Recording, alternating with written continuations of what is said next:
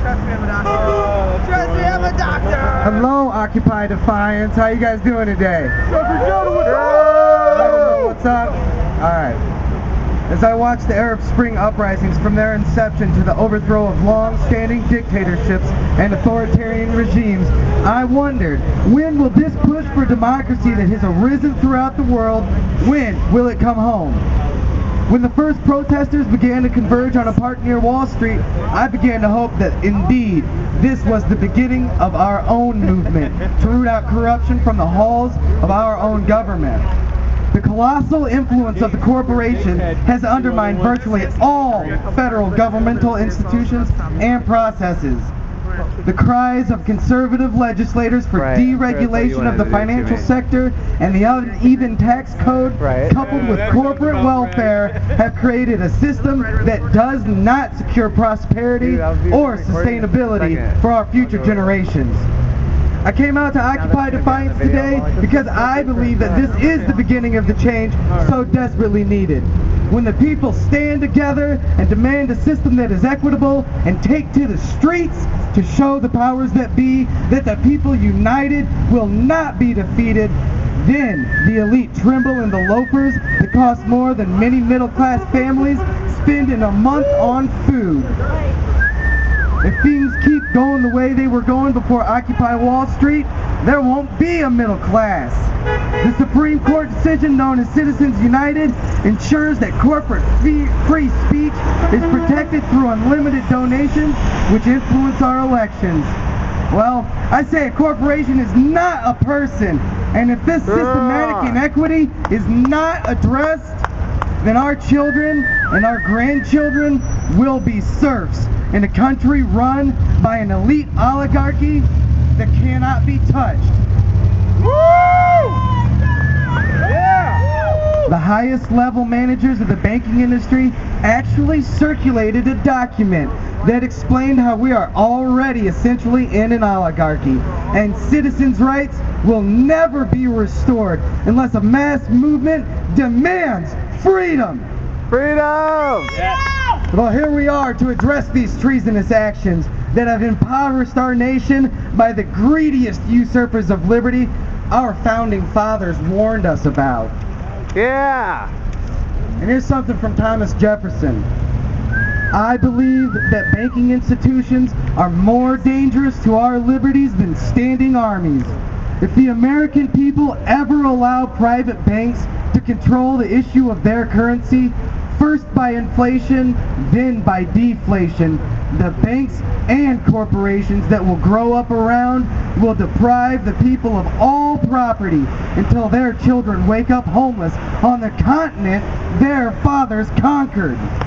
Yes. The issuing power should be taken from the banks and restored to the people, to whom it properly belongs. And the Fed! And the Fed! This was not a light warning. The events that occurred in the financial meltdown, the predatory loans, the widespread and often illegal foreclosures, the ensuing meltdown and depression, followed by massive bailouts to the financial industry, all has worked to shift this nation toward corporate socialism, which is just a step away from outright fascism. Joseph Stiglitz, Nobel Prize-winning economist, outlined this progression towards fascism on my favorite news program, Democracy Now! A fascist oligarchy is not what I want to control my nation. I love America. America! Dissent and protest are tools of democratic change. Indeed, those are the only things that have carried oppressed people through the fight for rights and true liberty. The list of our grievances is long. Endless wars against a constructed concept like terrorism is bankrupting our country and killing our young soldiers and innocent people in the nations we claim to be liberating. The abuses of intelligence agencies who have engaged in torture and have infringed our civil liberties with unwarranted monitoring, the revolving doors between corporations and Congress, and regulation agencies. All undermines our governmental institutions that are meant to ensure a just society for all our people. The political process that is dominated by a two-party system that in effect negates open democratic debate on important issues and blocks regular citizens from accessing positions of responsibility. All in all, we have our work cut out for us.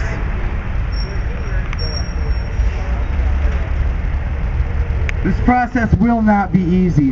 The entrenched elite will not readily give up power.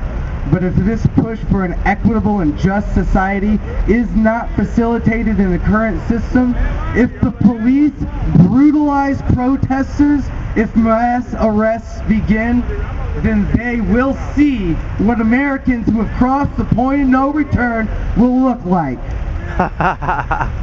We have watched while nations like Egypt and Bahrain have used violent force in an attempt to quell these uprisings. The killing of Khalid Said emboldened the Egyptians and brought thousands of people to the streets.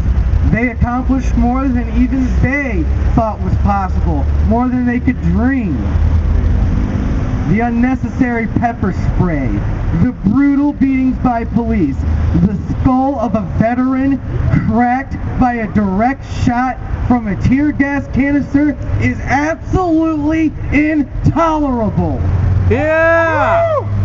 Can we please take a moment of silence to observe and pray for our brothers and sisters throughout the world that have been brutalized and even killed by police forces throughout this and all previous struggles to ensure freedom for humanity. We are all Khalid Said and Scott Olson. Take heart and never back down. Although this struggle will be filled with hardships, we are on the side of truth and liberty and justice. Those principles, when demanded, can never be withheld. Yeah! Never. A young woman injured in a clash with police in Oakland was attended to by a medic in the crowd. The young couple has quickly fallen in love. And when interviewed, the young woman said, "There's nothing like a chemical agent to bring two people together. We will overcome and secure our prosperity and liberty because we are motivated out of love for our fellow humans. This is history in the making. Stay strong and persist. Occupy everything. Yeah! Defiance!